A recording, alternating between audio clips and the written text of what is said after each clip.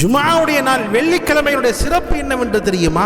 ஜுமாவுடைய நாளில் ஒட்டகத்தை அல்லாஹ்வுடைய பாதையில் குர்பானி கொடுத்த நன்மை வேண்டுமா, அல்லது மாட்டை அல்லாஹ்வுடைய பாதையில் குர்பானி கொடுத்த நன்மை வேண்டுமா, அல்லது கொம்புடைய ஆடுகளை அல்லாஹ்வுடைய பாதையில் குர்பானி கொடுத்த நன்மைகள் வேண்டுமா? இதோ இந்த ஹதீஸை கேளுங்க.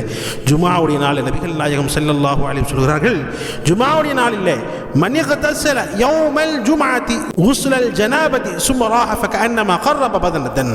ரசூல் ஸல்லல்லாஹு அலைஹி வஸல்லம் அவர்கள் சொன்னார்கள், ஜுமாவுடைய நாளில் கடமையான குளிப்பை போன்று குளித்துவிட்டு பின்னர் பள்ளிக்கு வந்தால் ஒரு ஒட்டகம் இறைவழியில் குர்பானி கொடுத்தவர் போல ஆவார் என்பதாக ரசூல் ஸல்லல்லாஹு அலைஹி சொன்னாங்க. அதாவது ஜுமாவுடைய நாளில் முதல்ல யார் பள்ளிவாசலுக்கு வருகிறார்கள், ஜுமாவுக்கு வருகிறார்களோ அவர்கள் ஒட்டகத்தை குர்பானி கொடுத்தவர்களை போன்று அல்லாஹ் அவர்களுக்கு நன்மை கொடுக்கிறான்.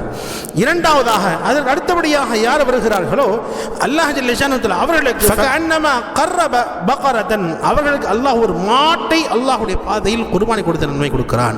மூன்றாவதாக அடுத்தபடியாக யார் வருகிறார்களோ அவர்களுக்கு அல்லாஹ் ஜல்ல ஷானுஹு தஆலா ஃபகஅன்னமா கர்ரப கப்ஷன் அக்ரன், கொம்புடைய ஆடுகள் அல்லாஹ்வுடைய பாதையில் குர்பானி கொடுத்த நன்மைகளை அல்லாஹ் கொடுக்கிறான். அதுக்கு அடுத்தபடியாக பள்ளிவாசல் ஜுமாக்கு யார் வருகிறார்களோ அல்லாஹ் ஜல்ல ஷானுஹு தஆலா அவர்களுக்கு ஃபகஅன்னமா கர்ரப தஜாஜத்தன், ஒரு கோழி சதகா கொடுத்த நன்மைகளை அல்லாஹ் கொடுக்கிறான். அதற்கு பிறகு யார் வருகிறார்களோ ஒமன் ராஹ ஃபிஸ்ஸாஅத்தில் ஹாமிஸா ஃபகஅன்னமா கர்ரப பைதன், யார் ஐந்தாவதாக அதுக்கு அடுத்தபடியாக வருகிறார்களோ அல்லாஹ் ஜல்ல ஷானுஹு தஆலா அவர்களுக்கு முட்டை அல்லாஹ்வுடைய பாதையில் சதகா செய்த நன்மைகள் அல்லாஹ் கொடுக்கிறான் என்பதாக நபிகள் நாயகம் ஸல்லல்லாஹு அலைஹி சொன்னாங்க. அதற்கு பிறகு சொன்னார்கள், ஃபைதா ஹரஜல் இமாம் ஹதரத்தில் மலாயிகத்து யஸ்தமிஊன ذிக்ர், இமாம் குத்பா கொடுப்பதற்காக வேண்டி பள்ளிவாசலுக்கு வந்து விட்டால் வானவர்கள் ஆஜராகி போதனையை கேட்கிறார்கள். எனவே இமாமுடைய குத்பா கொடுப்பதற்கு முன்பதாகவே பள்ளிவாசலில் நாம் ஆஜராகி விட வேண்டும். அதே சமயத்தில் இமாம் கொடுக்கக்கூடிய குத்பாக்கள் பயான்கள் கவனமாக இந்த ஜும்மாவுடைய நாளில் கேட்க வேண்டும்.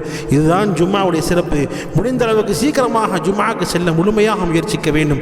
அல்லாஹ் ஜல்ல ஷானுஹு நம் அனைவருக்கும் ஜும்மாவுடைய இந்த சிறப்பை சரியாக விளங்கி ஜும்மாவுடைய முழு நன்மைகள் பெறக்கூடிய பாக்கியம் தந்து அருள்வானாக.